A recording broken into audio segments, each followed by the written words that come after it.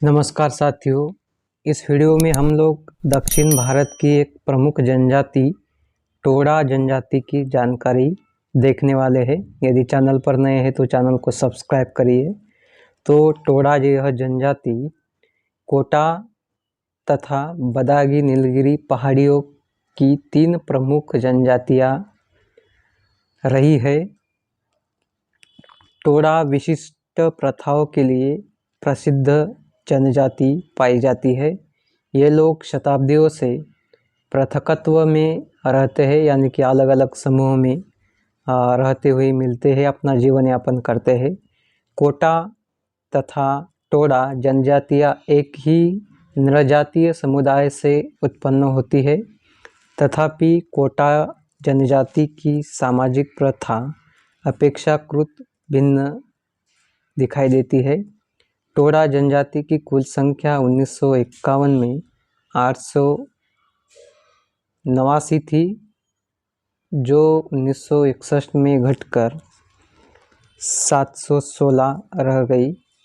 इन्हें चरवाहा समुदाय के रूप में भी जाना जाता है। सदियों से पशुपालन ही इनके प्रमुख जीवन यापन का स्रोत रहा है। टोडा पुरुष दाढ़ी मूछ तथा लंबे बाल रखते हैं। इन लोगों की संख्या में कमी होने के प्रमुख 2 कारण बताए जा रहे हैं। बीमारी तथा कन्या शिशु हत्या का चलन। यद्यपि संख्या की दृष्टि से ये नगण्य मिलते हैं, लेकिन टोडा लोगों की ओर से मानवशास्त्रियों का इतना अधिक ध्यान गया कि जितना शायद ही भारत के किसी अन्य जनजाति की ओर नहीं गया हो।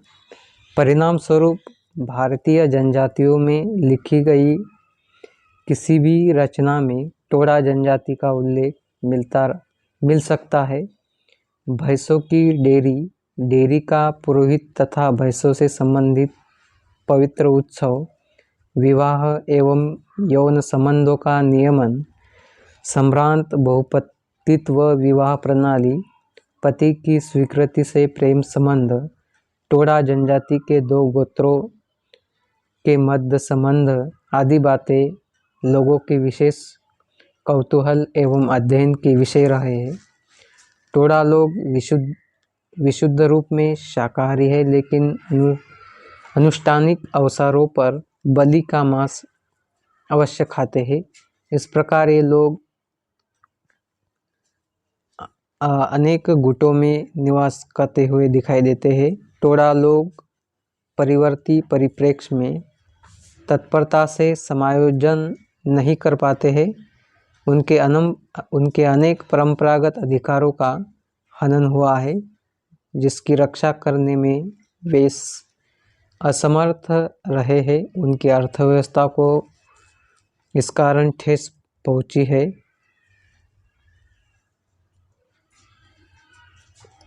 सर्वेंट्स ऑफ इंडिया सोसाइटी तथा बाद में तमिलनाडु सरकार ने टोडाओं की स्थिति में सुधार लाने की दिशा में अनेक प्रयत्न कदम उठाए हैं। टोडा लोगों के बच्चों के शिक्षा का प्रसार करने के लिए सरकार ने चिकित्सक सुविधा के साथ साथ शिक्षा का भी प्रचार किया है। W.R. रिवर्स ने टोडा जनजाति के बारे में एक विस्तृत लघु पुस्तक प्रकाशित की थी। तत्पश्चात विभिन्न पत्र पत्रिकाओं में प्रतिवेदनों में इस जनजाति के बारे में विस्तृत रूप से लिखा जा चुका है। ये लोग छोटे छोटे समुदायों में रहते हुए मिलते हैं। मृत्यु भोज के अवसर पर ये लोग अपने इष्ट देवता को प्रसन्न करने के लिए भैंस की बलि चढ़ाते हैं। प्रमुख रूप से चरवाही जनजाति होने के फलस्वरूप उनका धर्म भी उनके सामाजिक तथा आर्थिक जीवन की भांति पशुओं के इर्द गिर्द केंद्रित होता है। भैंसों को पवित्र माना जाता है, परंतु ये लोग बैल नहीं पालते तथा अल्पायु में ही उन्हें निकटवर्ती जनजातियों कोटा तथा बदागा लोगों को देते है। धार्मिक भावनाओं के फलस्वरूप ये अपने जानवरों को बेचते नहीं हैं। मुकुर्ती उनका पवित्र तीर्थ स्थल रहा है, जो कि नीलगिरी पहाड़ी की एक ऊंची चोटी पर स्थित रहा है, जहां एक मांगलिक अवसर पर एकत्रित होने का मौका मिलता है। जानवरों की पूजा अर्चना संबंधी उत्सव के साथ साथ संगीत नृत्य का कार्यक्रम आरंभ होता है। टोडा स्त्रियां कढ़ाई बुनाई के साथ में पर्याप्त निपुण रही है।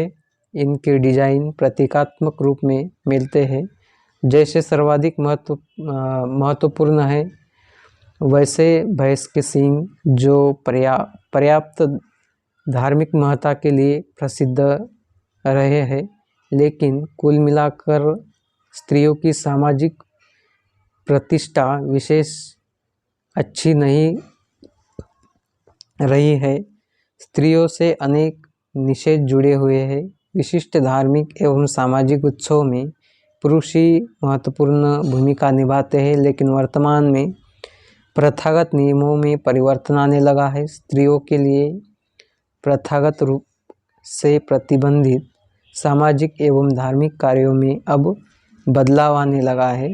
बाहरी संपर्क के परिणाम स्वरूप जनजातीय विशेषता धीरे धीरे समाप्त होती हुई दिखाई दे रही है।